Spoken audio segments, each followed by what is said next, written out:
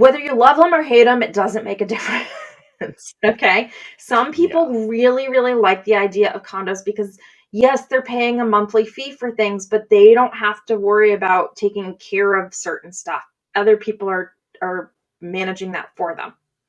Some people are like, no, I don't want to give them my money now. I want to hold on to it. And when I want to hire somebody, I'll hire somebody on my own. So there's many different ways to think about that. However, beyond the regular HOA monthly assessment, so the monthly dues, those are referred to as an assessment.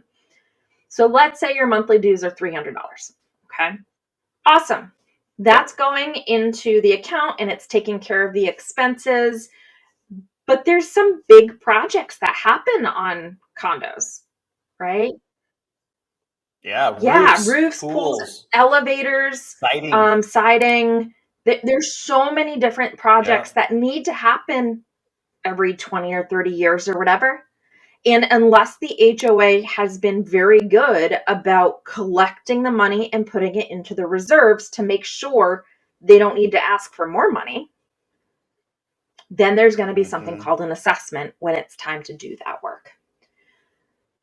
Many HOAs decide, hey, we want to stay on top of this, and therefore we're going to, instead of charging 12 months of dues, we'll charge 13 months of dues. And every year that extra payment just goes straight to the reserves, and you don't have to worry about an assessment later on because you're doing a little bit at a time. Yep. There's other HOAs that say, screw this, I'm not going to live here for that long. I don't want to pay it. That's going to be happening in 15 years. Right. I'm not going to be here for that long. Let those people take care of it. And they make the conscious decision to have a lower HOA payment and have an assessment happen later on. What that assessment looks like. Yeah. I will give an exact example from one of my previous listings. They were having fire suppression system issues. They were having issues with their siding and issues with their roofing. All of that together, it was a large complex. It was priced out to be a whole lot of money. This particular unit that I was selling was a unit that was about 1,400 square feet, 2 bedrooms.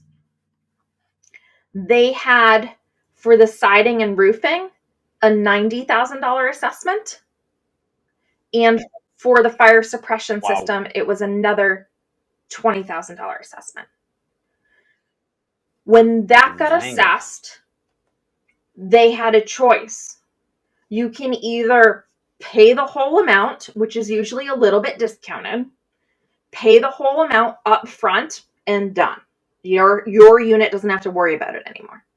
Or you could go in with the rest of the people in the HOA, and the HOA gets a loan to cover it, and you make monthly extra HOA payments to help cover that loan. For that particular unit, that meant an extra, I think it was about $675 a month for the next 15 years, on top of their HOA dues, which were $550. Okay. That's a significant thing. Now you can imagine that's got to be paid somehow. And if they haven't paid it off before closing, there's times where that loan payment, the extra 600 and something, can get passed down to the next person. So these are an example of, that price on that property looks super good for what you're getting. There might be some hidden costs there. Pinch yourself. It's too good to be true sometimes, right? Is that the case?